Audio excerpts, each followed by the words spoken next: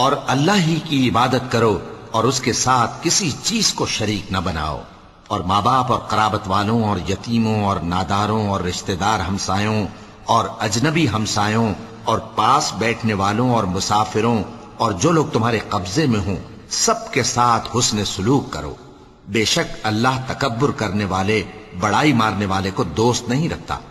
جو خود بھی بخل کریں اور لوگوں کو بھی بخل سکھائیں، اور جو مال اللہ نے ان کو اپنے فضل سے عطا فرمایا ہے اسے چھپا چھپا کے رکھیں، اور ہم نے کافروں کے لیے ذلت کا عذاب تیار کر رکھا ہے۔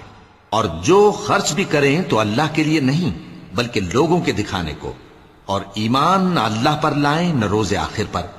اور جس کا ساتھی شیطان ہوا تو کچھ شک نہیں کہ وہ برا ساتھی ہے۔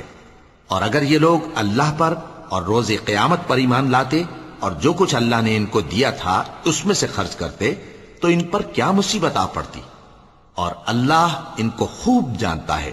اللہ کسی کی ذرہ بر بھی حق تلفی نہیں کرتا، اور اگر کسی نے نیکی کی ہوگی تو اس کو کئی گنا کر دے گا اور اپنے ہاں سے اجر عظیم بخشے گا۔